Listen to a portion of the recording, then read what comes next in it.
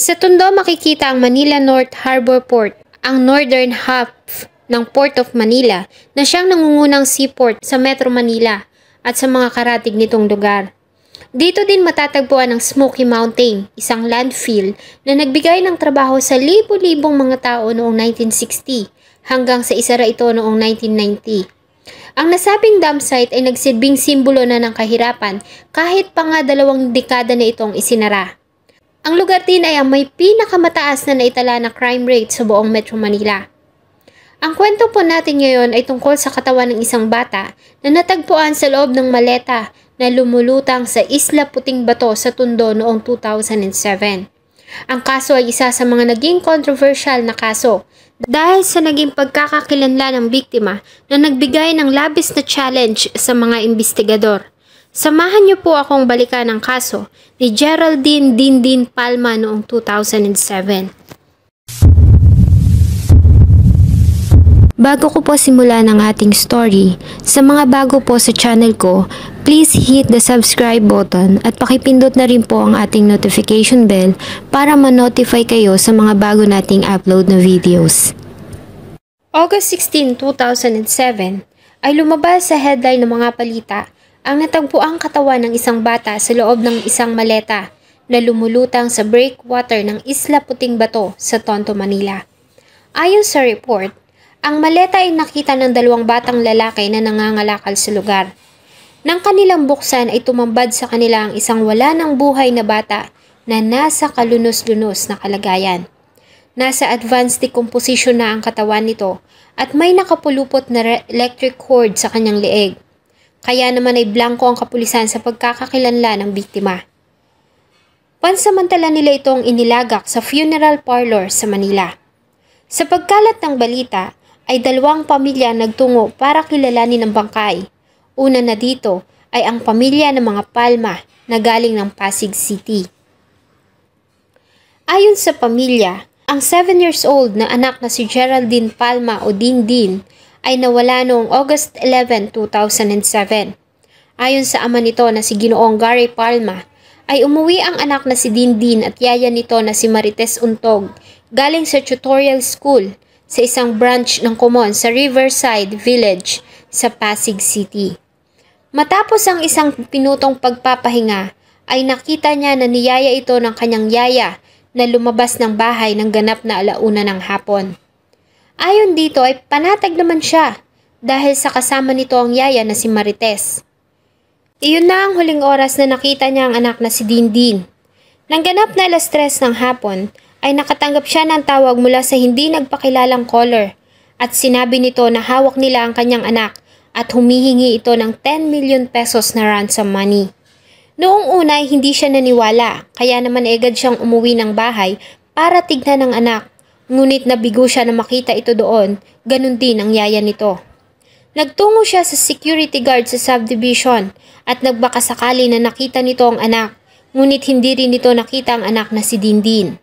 Nagtanong-tanong din siya sa mga tao sa loob ng subdivision at pinapakita sa mga ito ang larawan ng anak na si Dindin, ngunit bigo siya na makita ang anak. Kaya naman nagdesisyon na siya na i-report ang pagkawala nito sa mga pulis. Pagkatapos nito ay muli siyang nakatanggap ng tawag mula sa sinasabing kidnapper at sinabi nito na bakit siya nagpunta sa mga pulis at tinakot siya ng mga ito na papatayin ng kanyang anak. Ilang mga tawag pa ang natanggap niya mula sa mga kidnapper at dahil sa hindi niya alam kung saan kukuha ng halagang 10 milyon, ay nagawa nitong makiusap sa mga kidnapper at makipag-negotiate. At sa 4 na araw ng mga negotiation ay nagkasundo sila sa 245,000 pesos na ransom money, kapalit ng buhay ng anak na si Dindin. August 14, 2007, ang araw na napagkasunduan para sa pagbibigay ng pera. Nagawa pang muling makipag-coordinate ng pamilya Palma sa mga pulis at dito na nga nabuo ang plano para sa isang entrapment operation. Sabay nilang tinungo ang FTI sa Lower Bicutan, Taguig City, ang lugar na sinabi ng mga kidnappers kung saan dadalhin ni Mr. Gary Palma ang pera. Ngunit lumipas ang mga oras at unti-unti nang binalot ng kadiliman ng paligid ay wala pa ding tawag na natanggap si Mr. Gary Palma mula sa mga kidnapper. Hanggang sa sumapit ang 2:00 ng madaling araw at niyaya na siya ng mga kapulisan na umuwi na. Noong una ay nagmatigas pa ito at nanindigan na mananatili dahil sa maaaring nasa paligid lamang ang mga pakay. Ngunit nang huli ay pumayag na din siya at umuwi na ng bahay. Sabi, uwi na ko dahil antok na kami. Sir, hindi date to ha. Sabi ko, anak ko to Hindi ako alis dito. Gusto nyo, kayo nang umuwi. Ako ang dito lang ako. I'm so close to my daughter. I don't want to be anywhere else in the world. I'm so close to my daughter. This is Taguig. I don't know where the cell site is, but I'm... Mula noon ay hindi na siya nakatanggap ng tawag mula sa mga kidnapper ng anak. Hanggang sa mapanood nila sa headline ang katawan ng isang batang babae na nakita sa loob ng maleta, Isla Puting Bato sa Tondo. Isa pang pamilya na nag-claim ng katawan ay ang pamilya Salvatierra ng Tondo, Manila. Ayon kay Ginang Julieta Salvatierra, ay huli niyang nakita ang anak na si Jesseline noong August 2, 2007. Hinatid niya umano ito hanggang sa makasakay ng sidecar papunta sa eskwelahan. Hindi niya alam na yun na pala ang huling sandali na makikita niya ang anak. Dahil lang ganap na tanghali ay hindi na ito nakauwi ng kanilang bahay. Nagsimula na silang kabahan nang sumapit pa ang 1:00 ng hapon at wala pa din ang anak. Kaya naman nagsimula na silang magtanong-tanong sa kinaroroonan nito. Ngunit bigo sila na matagpuan si Jesseline. Kaya naman ay nag-file na sila ng missing person report sa tanggapan ng kapulisan. Ilang beses na rin umanong nagpabalik-balik si Aling Julieta sa kanilang opisina pero walang balita sa anak na si Jesseline hanggang sa mapabalita ang pagkakatagpo ng katawan ng isang batang babae sa Isla Puting Bato. Agad na nagtungo ang kanyang asawa sa funeral parlor para makita ang katawan, ngunit ayon dito ay malayo ito sa kanilang anak na si Jesseline. Para kumpirmahin ang sinabi ng asawa ay sumunod na nagtungo si Aling Julieta sa morgue. At ayon sa kanya ay malakas ang kanyang pakiramdam na hindi ito ang kanyang anak. Kaya naman ay umuwi na sila at hindi nila kinlaim ang katawan. Ayon sa report ay ilang beses pa na nagtungo ang mga pulis sa bahay ng mga Salvatierra para muling tignan ng mga ito ang katawan. Ngunit nanindigan naman ang mga ito na hindi iyon ang kanilang anak na si Jesseline. Ang muling makita ng asawa ni Gary Palma na si Ginang Filma Estravela ang katawan ay sinabi nito na ito ang kanyang anak na si Geraldine dahil sa nunal nito sa kanyang ulo at sa likuran ng kanyang torso. Kaya naman ay agad nilang prinoseso ang kailangang mga papeles para maklaim ang katawan. Nagduda pa nga sila dahil sa ginawang pagmamadali ni Gary Palma para maklaim ang katawan ng bata, ganung hindi pa natatapos ang investigasyon. 10 araw matapos na matagpuan ang katawan ay nailibing ito noong August 26, 2007 sa Manila Memorial Park sa pamamahala ng pamilya Palma. Subalit hindi dito nagtatapos ang kaso at ang tanong kung si Geraldine nga ba ang nasabing katawan. Nag-focus ang investigasyon sa batang si Dindin Palma. Nagkasawa ng malawakang manhunt para sa kinaroroonan ng yaya na kasamang nawala ng bata na si Marites Untog. Sa pagtatapos ng buwan ng Agosto ay isang pedicab driver na nagngangalang Ronald Tala ang lumutang. At ayon sa kanya, noong gabi ng August 13 ay isinakay niya ang 2 lalaki na may dalang maleta papasok sa Isla Puting Bato. Ang nasabing mga lalaki ay kinilala nito na sila Rafi Nipa at Joey Igos. Nagawang maaresto ng mga pulis si Rafi Nipa sa Purok 3 sa Isla Puting Bato, ngunit itinanggi nito na may kinalaman siya sa pangyayari. Ayon sa kanya, ay totoo na sumakay siya sa nasabing pedicab, dala ang isang maleta, ngunit damit umano ang mga laman nito. At ayon din sa kanya ay kulay itim ang kanyang maleta na dala at hindi dark green na siyang nakita na may lamang bata. Ayon din dito ay pinahirapan siya ng mga arresting officer para umamin siya sa krimen. Wala po talaga akong alam doon ni isang kusing po, wala po talaga akong alam doon. Kasi po, may dala-dala po akong bag, pero iba po yun sa pinaglagyan ng bata, iba po yun. Yung dala-dala ko pong bag, laman po yung mga damit. Dahil dito, ay iniutos ng Office of Manila Prosecutor na pakawalan nito dahil sa kawalan ng sapat na ebidensya na magdidiin dito sa krimen. Ayon kay Rafi Nipa, siya ay pinakawalan dahil sa recommendation ng Commission on Human Rights. Sa kanilang paghahanap sa mga suspect, ay naaresto nila ang isa pa sa mga tinurong person of interest na si Ramel Jorico. Sa pagkakadakip kay Jorico ay umamin ito sa naging partisipasyon sa ginawa nilang pagpatay sa batang si Dindin. Ganon din ang naging testimonya ng kinakasama nito na si Norberta Legado. Ayon sa kanyang sinumpaang salaysay noong August 13, 2007, nang bandang alas 7 ng gabi, ay hinanap niya ang kinakasama para yakagin na kumain ng hapunan.